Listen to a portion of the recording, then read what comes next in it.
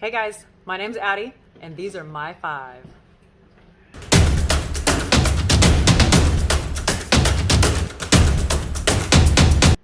Alright.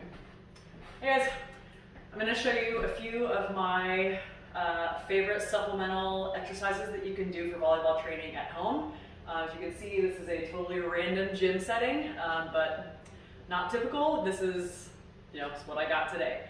Nothing fancy, but you don't need anything fancy either. All you need is a setup at home, and I'm going to show you some things you can do with minimal equipment or very inexpensive equipment that will help get your volleyball reflexes a little bit more tuned up. So here are 5 of my favorites.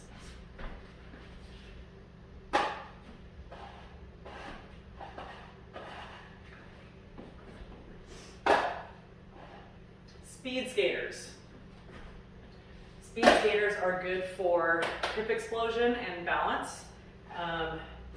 Start outside the cone and you just kind of measure out how far you think you can jump. Take an easy jump. My foot goes about there. That's pretty easy.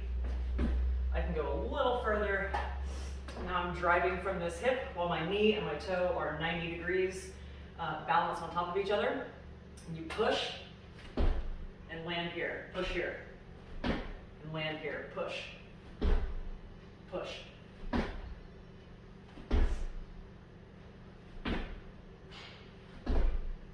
And we use this move in walking.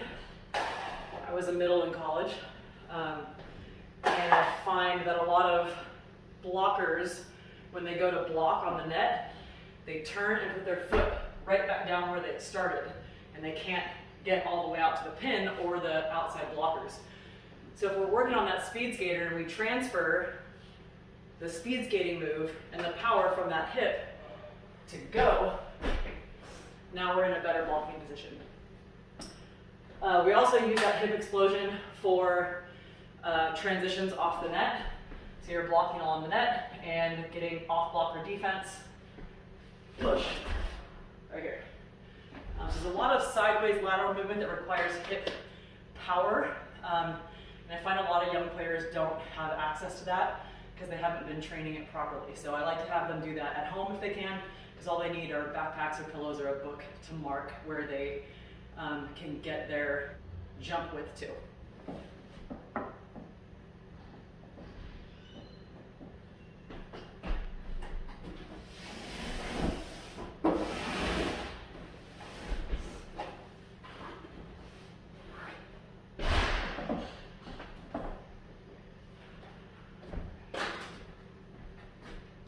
Number 2, I also like to train what I call a deer hop, and we use the deer hop in volleyball for approaches and getting from A to B quickly when you don't get a full approach. I use it as a middle quite a bit, and I find that hitters don't do it as often as they can when they need to adjust step to get to the set. They also, very young players, often don't have the rhythm of using their feet and their arms at the same time to accelerate in their jump. It's usually mistimed, where it's and then here, or it's little and they're jumping, or there's too much arms going on. Whatever it is, I like this exercise at home for programming that. So you can set up anything. I have hurdles. They're pretty cheap on Amazon, so you can get some pretty cheaply and quickly, but you don't need them. You can just use backpacks, stack up some towels, something that you can jump over. So for right-handed folks, like me, I'm going to start with my left foot forward. I'm going to load that left foot, jump over, pull the right knee up, and then punch the floor right, left, and then little hop. Okay, pull that knee way high, little hop. Knee high, little hop. Now the faster version of that, in full speed, is right, left, hop. And notice that my arms are swinging pretty rhythmically, easily, and that's the part that most players need to practice, is the rhythm of it.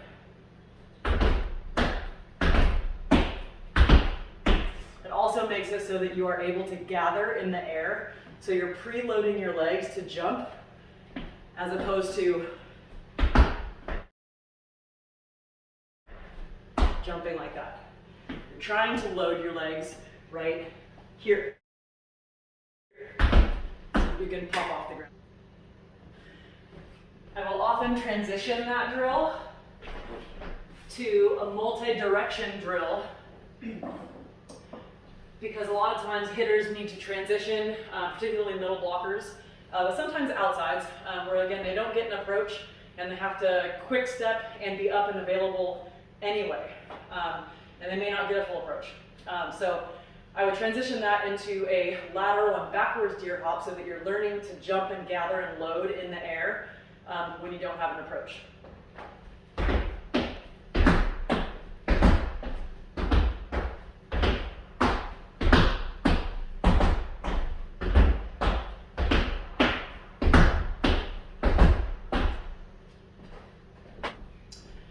Okay, third thing I like to do at home that you can easily do with just a band of some sort.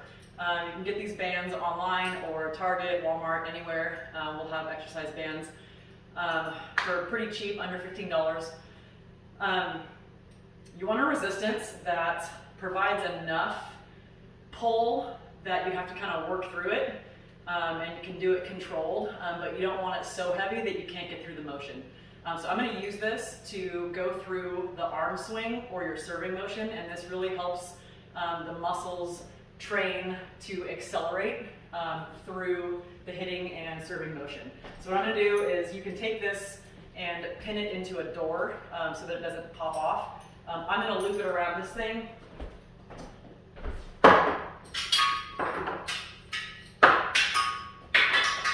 you go. Okay. And the first motion that we do in hitting is our arms have to go back to load.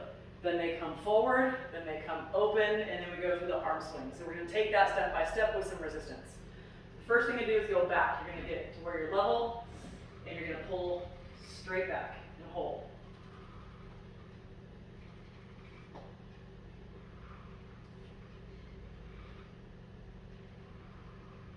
Okay, the next part that we do in our arm swing is swinging forward.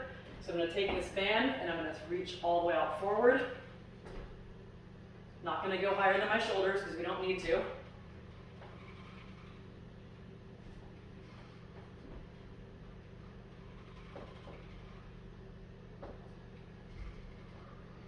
Okay, you want to be careful with these that if the resistance is too heavy, okay, your form is going to come out here, you're going to lose it and shake it and be uneven. So you want the resistance to be light enough that you can get through the motion with straight arms and even pressure instead of wobbling through it. You don't want to struggle too much. The next part, we've gone here, we've gone here, now we got to get here. That's going to require a little bit of shoulder blade.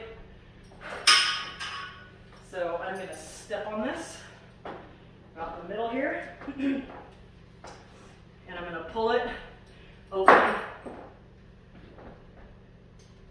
this way.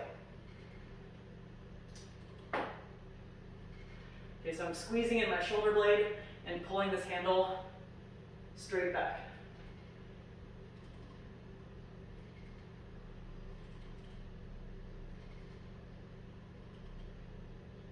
A little bit of a hold for control. You don't want to rip through it, except it really doesn't do anything. So control through the motions. And then the last part, once we've gotten from here, and we go to here, then we got to get drawn. Now we have to actually go through the arm swing. So I'm going to put that right there. I'm going to get a little bit of resistance on it already. So I'm starting in my drawn position where we just were. And I'm going to rotate my elbow, dropping my hand to here. Now I'm feeling a stretch right here, which you want. And I'm being pulled back by the band. So now I'm going to flex this part and go up to my finish. Back down and to open. Notice I'm also getting a little bit of a hip twist to get my shoulder to fire from back here.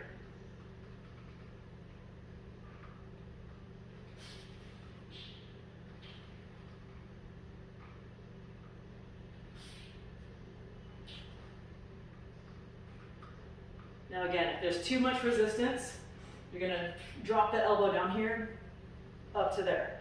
The finish doesn't matter as much as the correct arm swing. Elbow close to your head, not out here, down here, forward. You want it up by your head this way, and then up. Because that's how we swing.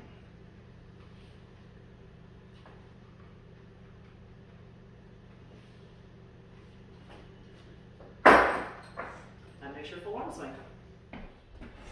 Next exercise that I like to do at home is a side lunge.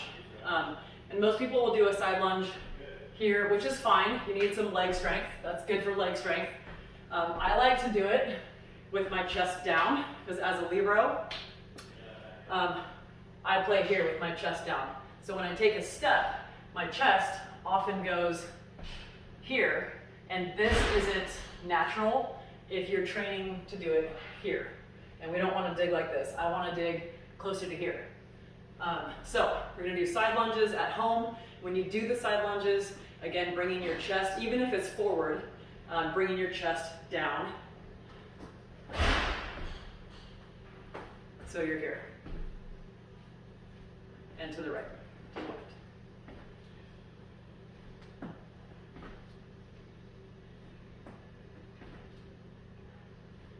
Going forward, chest down,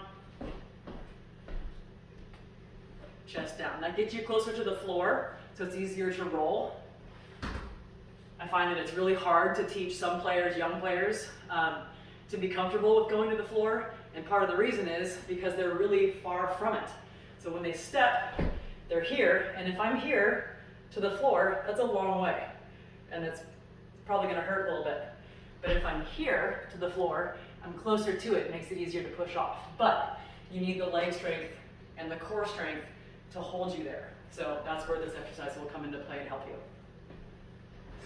In addition to those side lunges, getting your chest down, when I step to the right, my volleyball move when I'm digging or passing is to turn my right shoulder in.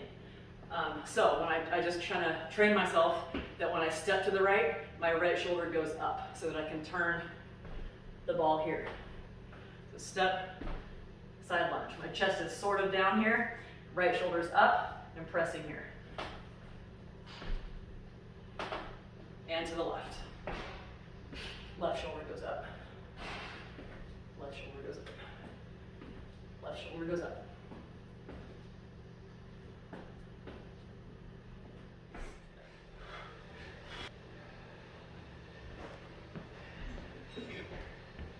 A fifth exercise that I like to do at home, especially for the younger kids that are trying to learn how to serve, they don't quite have enough power to get their serve over the net. Oftentimes I find that they're swinging when they swing for their serve. They toss and they come to here, and this is where they start their serve from. So they're getting their power from here through the front zone, and they should be getting their power from back here in this back zone, but they don't have enough shoulder power to fire that. So I like to try to accelerate that using a weighted ball. Again, I ordered this off Amazon. It was like $15 for a set of 3 of them, different weights. This is 4 pounds. So it's a little bit heavier than I would give a 12-year-old, but maybe 2 or 3 pounds is good. For an older kid, probably 4 pounds is perfect. So what I like to do is get my shoulder close to the wall, so I'm lined up like this, about 90 degrees and 90 degrees. I step a little bit forward, and then I fire it from back there.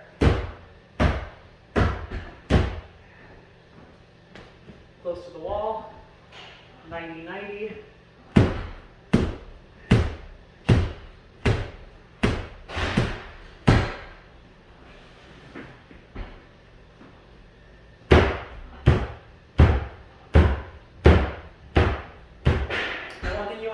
When you're doing this is that their elbow doesn't come down to here and forward so that they're doing that or doing that. You don't want them to go at 90 here, stabilize it, and let it come all the way back so you get that resistance right there. Hopefully, I've seen that a lot of players will then start to fire from there. and generate a little bit more power.